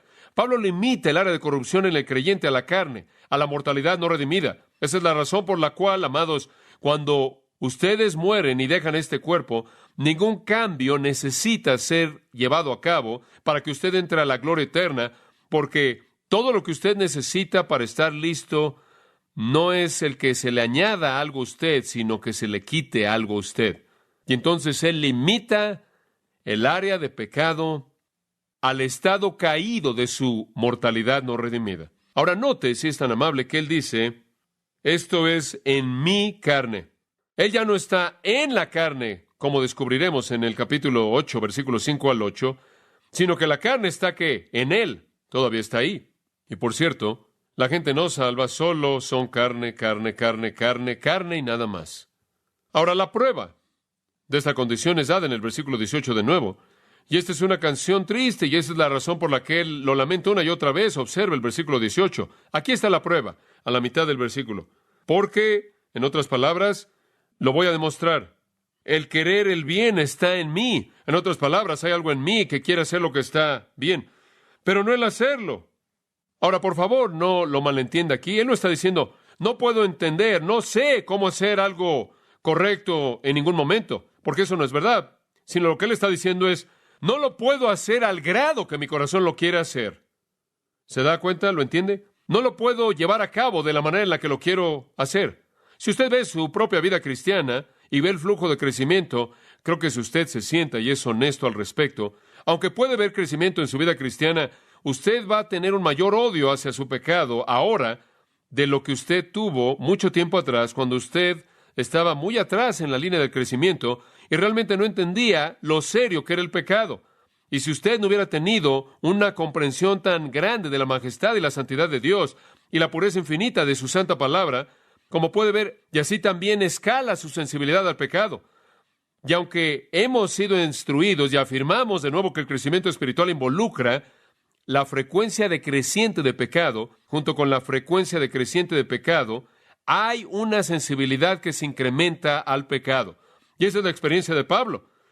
La voluntad está presente en mí. El verdadero yo, en la profundidad de mi ser, anhela hacer lo que Dios quiere, pero no puedo hacer lo que yo quiero como lo quiero hacer. Y después en el versículo 19, él dice de manera semejante lo que dijo en el versículo 16, porque no hago el bien que quiero, sino el mal que no quiero, eso hago. Lo quiero, simplemente no lo puedo hacer. Y sabe una cosa, si usted mira hacia atrás, por ejemplo, en el Antiguo Testamento, y usted ve a David, Y usted encontrará a David como un amigo de Dios, ¿verdad? Un cantante dulce de los salmos de Israel, un hombre maravilloso de Dios, exaltado. Jesucristo es glorificado al ser llamado el Hijo de David, ¿no es cierto? Es maravilloso, maravilloso. Sin embargo, si usted lee el Antiguo Testamento, usted no va a encontrar a ningún escritor en el Antiguo Testamento quien está más abrumado, quien muestra más tristeza, quien es más sensible a su pecado que David. Es David quien clama a Dios a lo largo de los salmos, particularmente el Salmo 32 y 51, pero no solo esos salmos. Quien clama a Dios por misericordia, quien clama a Dios por misericordia, quien clama a Dios por compasión en medio de su pecaminosidad. Y fue David quien estaba tan cercano al corazón de Dios que cualquier pecado en su vida se volvió causa de que él tuviera un corazón quebrantado. Entonces, la lucha aquí, para mí, de manera evidente, es la lucha del hombre regenerado. La gente no salva, ni siquiera entiende este tipo de actitud. Después él viene de nuevo a la fuente en el versículo 20. La condición, la prueba y la fuente. Y si hago lo que no quiero, ya no lo hago yo, sino que el pecado que mora en mí. Exactamente lo que él dijo en el versículo 17. Ya no soy yo. ¿Qué quieres decir ya no más? Ahí está ese ya no más de nuevo. ¿No más desde cuándo? ¿Desde qué? La salvación antes de la salvación, como usted sabe, la gente no salva. No puede estar en este capítulo porque no hay ya más para ellos. No hay ya más. Nunca hubo un cambio. Nunca ha habido un momento en el que las cosas han sido diferentes. ¿Qué es lo que el no más significa en un incrédulo? No hay un no más. Siempre ha sido igual. Pero desde que él es redimido, hay un no más. Y desde esa redención es no más que el yo recreado, el verdadero yo está haciendo esas cosas, sino el pecado que mora ahí. Y entonces peleamos, dice Pablo, y perdemos. Y las pérdidas parecen ser mucho más abrumadoras debido a la perfección de la ley santa de Dios. Entonces, si tan solo puedo ir hacia atrás y añadir algo a su lista que quizás han estado acumulando a lo largo de Romanos 5, 6 y 7, añada esto a su lista de resultados de la justificación por la fe. El primero que vimos en el capítulo 5 fue la seguridad. El segundo que vimos en el capítulo 6 fue santidad. Y después en el capítulo 7 vimos libertad, fruto y servicio. Y un cuarto en este capítulo es sensibilidad al pecado. Ese es un resultado de la justificación. Pablo todavía está hablando de la doctrina de la justificación por gracia a través de la fe, y uno de sus resultados es una sensibilidad incrementada al pecado. Ahora, en este punto, usted podría pensar, Pablo se va a dar por vencido. Y él ya presentó el punto, ¿verdad? Él es, en cierta manera, como yo, él profundiza en el punto, pero veamos el tercer lamento. Y este es simplemente como el resto. Pero esta es una manera en la que podamos entender el punto, ¿no es cierto?, de cuán triste está él. Y por eso lo repite una y otra vez. Y aquí vienen las mismas tres cosas. Primero la condición, versículo 21. Así que, queriendo hacer yo el bien, hallo esta ley, que el mal está en mí. Ahora aquí regresamos a la misma condición. Él dice, hallo esta ley. Y mediante eso él quiere decir un principio. Él está usando la palabra ley. De nuevo, es una figura de dicción. Y entonces se queda con ese término. Está la ley de Dios, y ve otra ley, él dice, otro principio, otro estándar que demanda cosas de mí, otra ley inflexible que me lleva a la conformidad. Ve otra ley en mí, otro principio operando, otra fuente de mandamientos, otro estándar. Queriendo yo hacer el bien, el mal está en mí. Literalmente, el mal yace cerca, está a la mano, está ahí, está luchando contra todo pensamiento bueno, contra toda buena intención, contra todo motivo bueno, contra toda palabra buena, contra toda obra buena, contra todo acto bueno. No está lejos, no está a distancia, nunca ha sido erradicada, como algunos teólogos nos dicen, que usted llega al punto en el que su naturaleza de pecado es erradicada, y después dicen, a partir de ahí usted no peca, simplemente usted comete errores. Pablo dice, está ahí, está a la mano. No es el verdadero yo, hombre, pero no está tan lejos. Y la condición es una, de nuevo, de conflicto. Y después la prueba, versículo 22. ¿Cómo puedes probar esto de nuevo? Bueno, según el hombre interior me deleito en la ley de Dios. Ese es un lado del conflicto. En su hombre interior, él se deleita en la ley de Dios. Y de nuevo lo llevo al Salmo 119, el cual creo que es el mejor paralelo del Antiguo Testamento de Romanos 7.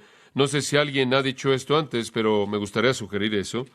Salmo 119, 77. Vengan a mí tus misericordias para que viva. Escucha esto. Porque tu ley es mi delicia. Y bien podría ser que Pablo tenía eso en mente en ese mismo pasaje. Y cuando él dice, según el hombre interior, me deleito en la ley de Dios, él está afirmando el corazón del salmista. En el Salmo 119, versículos 111 y otros, pero simplemente ve el 111. Por heredad he tomado tus testimonios para siempre, porque son el gozo de mi corazón. De nuevo, su deleite. En el versículo 20 de ese mismo salmo hay otro. Quebrantada está mi alma de desear tus juicios en todo tiempo.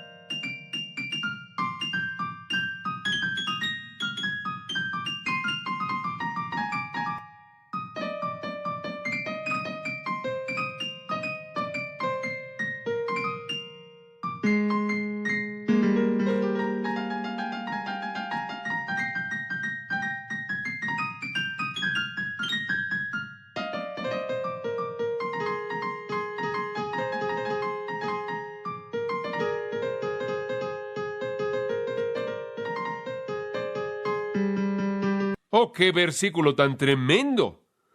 Mi corazón, de hecho, se quebranta ante el anhelo que tiene por tus ordenanzas en todo tiempo. ¿Y cuál es la marca del hombre verdaderamente espiritual en el Salmo 1, 2? En la ley de Jehová está, ¿qué? Su delicia, y en su ley medita de día y de noche. El hombre regenerado se caracteriza por un amor por la palabra de Dios, un amor por la ley de Dios, un deleite en esa ley, según el hombre interior. Ahora quiero que observe esa frase, según el hombre interior. Realmente dice, desde la profundidad de mi corazón, ese es el significado. Desde la parte más profunda de mí y la parte más profunda de él, el fondo de su corazón, el hombre interior, el hombre interno, el verdadero hombre interno tiene hambre y anhela y se deleita y ama la ley de Dios. El gozo más profundo, la expresión más genuina de su persona es deleitarse en la ley de Dios. Yo creo que el hombre interior o el hombre interno es esa naturaleza renovada, redimida. Y aunque Pablo le dice a los corintios, aunque el hombre exterior se va desgastando, el hombre interior está siendo ¿qué? Renovado de día en día. 2 Corintios 4:16. Y somos fortalecidos con poder por su Espíritu, Efesios 3:16. Y el Espíritu lleva a cabo su obra en el hombre interior. Ese es el área de la nueva creación. Ese es el verdadero yo, el centro de la personalidad redimida. Pero entonces la prueba del conflicto nos lleva al versículo 23. Pero veo otra ley, otro principio. ¿Y dónde está esta? ¿En dónde está? ¿Está en qué? En sus miembros. ¿Y qué dijimos que eran los miembros? Son los factores humanos, los factores corporales, la carne, la humanidad, la mortalidad no redimida. Y su uso de los términos es completamente coherente. Entonces él ve en el versículo 23 otra ley, y esta ley no está en su verdadero yo, en su yo más profundo, su hombre interior. Está en su hombre exterior, ¿verdad? Está en sus miembros, en su humanidad, y se revela contra la ley de mi mente. Y la ley de su mente es lo mismo que aquello que es la ley de Dios, aquello que es el hombre interior. Entonces la mente se equipara con el hombre interior, y él ve esa rebelión, esa guerra, y algunas veces él confiesa que la ley en mis miembros gana la ley de mi mente, y de esta manera me lleva cautivo a la ley del pecado que está en mis miembros. Él hace una distinción muy clara. Escuchen, amados, si este fuera un incrédulo aquí, la ley de su mente estaría tan putrefacto como la ley de sus miembros, porque la mente carnal está en enemistad contra Dios. Pero su mente, la cual es su hombre interior, su yo más verdadero, su creación redimida, anhela la ley de Dios y está en guerra contra la ley de sus miembros, los cuales, claro, como dijimos, Se refiere a su humanidad. Y observe de nuevo el versículo 23. A veces la batalla va en favor de la ley de sus miembros, y escuche esto, lo lleva a la cautividad. Escuche, eso tendrá que ser una persona redimida, porque la gente no redimida no puede ser llevada cautiva. ¿Por qué? Porque ya están ahí. Pero cuando el pecado gana la victoria en la lucha espiritual, entonces el creyente es llevado en cautividad a ese pecado y se vuelve cautivo a ese pecado. Y entonces él vuelve a demostrar la condición en el versículo 21 y después la prueba. El conflicto entre la ley de su mente, la cual es su hombre interior anhelando las cosas de Dios, y la ley en sus miembros. Y mantenga en mente que de manera coherente a lo largo del capítulo 6, versículos 12, 13 y 19, capítulo 7, versículo 5, y a lo largo de esta parte de esto, en todos esos lugares, él siempre coloca al pecado en los miembros. Las partes corporales es a lo que se refiere. Eso no solo significa la carne, eso significa la mente, los pensamientos, las emociones, todo lo que va con nuestra humanidad, y hay una guerra llevándose a cabo. Ahora quiero que regrese al Salmo 119, y no sé si alguna vez ha notado esto acerca del Salmo 119, pero ve al salmista teniendo la misma guerra, y quiero mostrarle eso. Regresemos en donde nos quedamos, Salmo 119, 20, y quiero retomar ese gran versículo, y después quiero llevarlo a lo largo del Salmo, quizás 10 o 12 versículos, y son muy breves, pero siga de cerca. Quebrantada está mi alma, es un lenguaje muy intenso. Quebrantada está mi alma de desear tus juicios en todo tiempo. Oh, dice usted, esa es una persona espiritual con ese tipo de anhelo que quebranta su corazón por las cosas de Dios. Después ve al versículo 70. Se engrosó el corazón de ellos como sebo del orgulloso. Mas yo en tu ley me he regocijado. Vaya al versículo 81. Desfallece mi alma por tu salvación, mas espero en tu palabra. Desfallecieron mis ojos por tu palabra, diciendo, ¿cuándo me consolarás? Porque estoy como el odre al humo, pero no he olvidado tus estatutos. Me estoy secando, necesito tu ley. Desesperadamente me siento tan aislado de ella. Y aquí está este corazón anhelando la ley de Dios, versículo 92. Si tu ley no hubiese sido mi delicia, ya en mi aflicción hubiera perecido. Versículo 97 lo resume. Oh, cuánto amo yo tu ley. Todo el día es ella mi meditación. Versículo 113. Aborrezco a los hombres hipócritas, mas amo tu ley. Tan vívido. Versículo 131. Mi boca abrí y suspiré. Dices, ¿ha estado corriendo por mucho tiempo? No, porque deseaba tus mandamientos. ¿Ha experimentado usted eso? Esa es un hambre profunda por el mandamiento. Usted no duda acerca de la espiritualidad de este hombre. Versículo 143. Aflicción y angustia se han apoderado de mí, mas tus mandamientos fueron mi delicia. Versículo 163. La mentira aborrezco y abomino, tu ley amo. Versículo 165. Mucha paz tienen los que aman tu ley, y no hay para ellos tropiezo. Versículo 174. He deseado tu salvación, oh Jehová, y tu ley es mi delicia. Ahora ya para cuando usted llega al 174, usted se dice a sí mismo, este hombre es tan espiritual, tú sabes, es intimidante. Y usted literalmente se desmaya por el último versículo en el Salmo. ¿Qué dice? Yo anduve errante como oveja extraviada, busca a tu siervo, porque no me he olvidado de tus mandamientos. Dice usted, espera un momento, este hombre realmente está en la cima. ¿Qué estás haciendo al terminar así? ¿Sabe usted lo que él dice? Amo tu ley. Y al final él dice, pero me he desviado. Como puede ver, él estaba exactamente en donde Pablo estaba, ¿no es cierto? Mismo conflicto. No es diferente. Ahora regresemos a Romanos 7. ¿Cuál es la fuente? La prueba está en la primera parte del versículo 23, donde dice, pero veo otra ley en mis miembros, que se revela contra la ley de mi mente y que me lleva cautivo a la ley del pecado que está en mis miembros. ¿Cuál es la fuente? Bueno, está ahí, en ese mismo versículo. Que me lleva cautivo a la ley. ¿De qué? Del pecado que está en mis miembros. ¿Por qué peca usted? ¿Por qué peca usted? ¿Porque Dios no hizo un buen trabajo cuando lo salvó usted? ¿Porque su nueva naturaleza no está completa? ¿Porque no está preparado para el cielo todavía y todavía tiene que ganarse su derecho de entrar? No. ¿Por qué peca? ¿Por qué? Porque el pecado todavía está en usted, en su humanidad. Y tiene que ser un creyente porque los incrédulos no son llevados cautivos al pecado, ya están ahí. Y sus miembros, su humanidad, incluye su mente y su emoción, sus sentimientos, su cuerpo y todas esas cosas. En 2 Corintios, capítulo 10, versículo 3, porque aunque andamos en la carne, no peleamos según la carne, porque las armas de nuestra milicia no son carnales, sino poderosas en Dios para la destrucción de fortalezas. Me encanta eso. Él dice, ¿saben una cosa? Aunque tenemos que andar caminando en esta carne, cuando usted habla del verdadero yo, realmente no es carne en absoluto, ¿verdad? Las armas con las que peleamos no son carnales, son espirituales.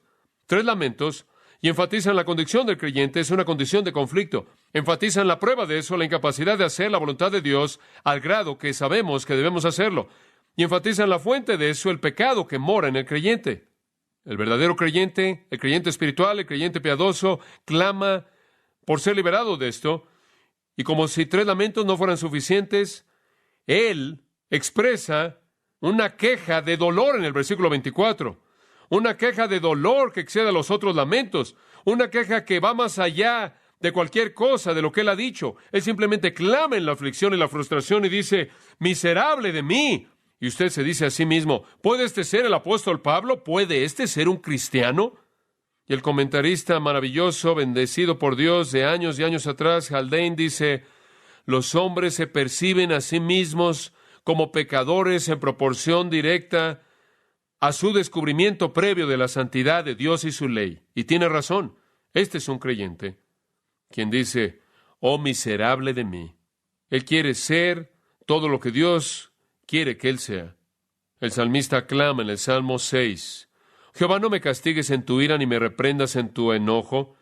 Ten misericordia de mí, oh Jehová, porque soy débil. Oh Jehová, sáname, porque mis huesos están heridos, mi alma está aterrada, quiere decir. Pero tú, oh Jehová, ¿hasta cuándo? Regresa, oh Jehová, libra mi alma, sálvame por causa de tu misericordia, porque en la muerte no hay memoria de ti. En el Seol, ¿quién te alabará? Estoy cansado con mi gemir. En las noches estoy en mi cama y lleno de lágrimas mi cama. Y lo que el salmista está diciendo es esto: estoy tan cansado de no ser todo lo que debo ser. En el Salmo 38, Jehová, no me reprendas en tu furor ni me castigues en tu ira, porque tus saetas cayeron sobre mí ha descendido tu mano. Nada sano hay en mi carne a causa de tu ira, ni hay paz en mis huesos a causa de mi pecado. Porque mis iniquidades se han agravado sobre mi cabeza, como carga pesada se han agravado sobre mí. Hieden y supuran mis llagas a causa de mi locura. Estoy encorvado, estoy humillado en gran manera, ando enlutado todo el día, porque mis lomos están llenos de ardor y nada hay sano en mi carne. Estoy debilitado y molido en gran manera, gimo a causa de la conmoción de mi corazón. Señor, delante de ti están todos mis deseos.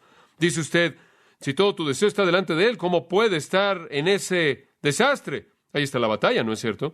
Y David está diciendo lo mismo que Pablo. Miserable de mí. Mi corazón anhela, mi fortaleza me falla.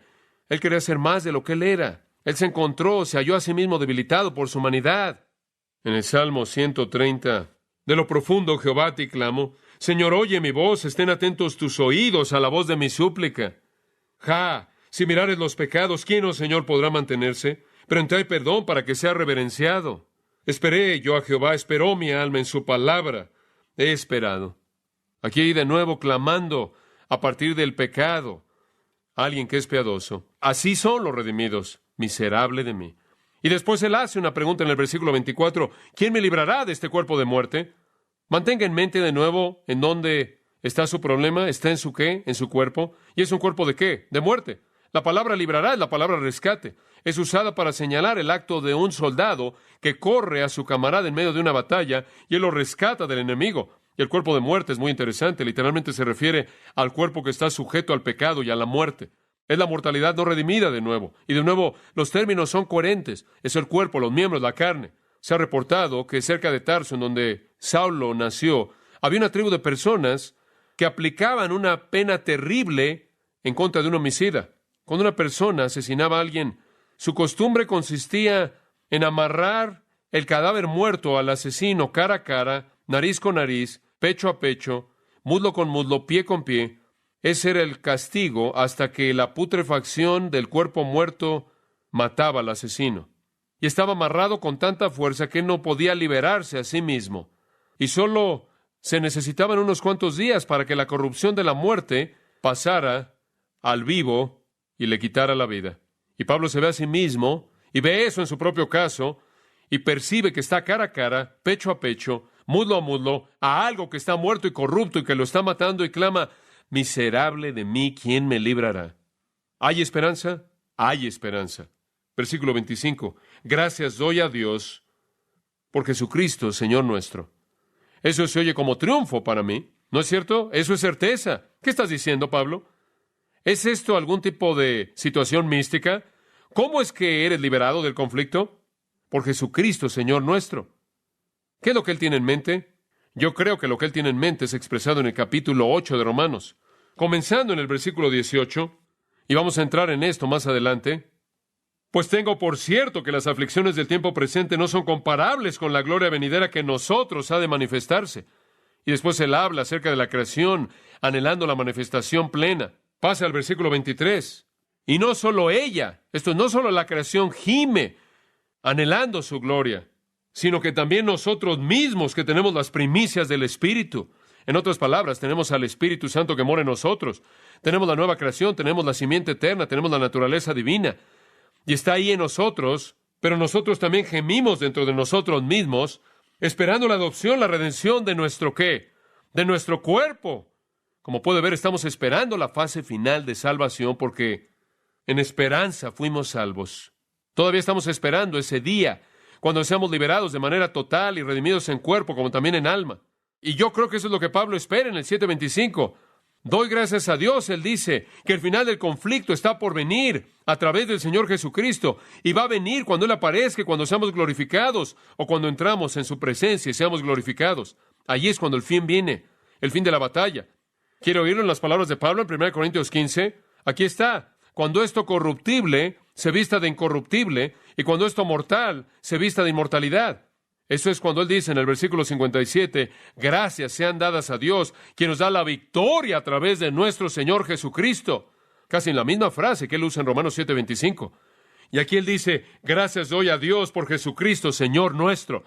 Y es el mismo día que él ve cuando esto mortal se vestirá de inmortalidad y esto corruptible se vestirá de incorruptible. Entonces él está mirando hacia adelante al momento de redención y él dice, lo veo y viene.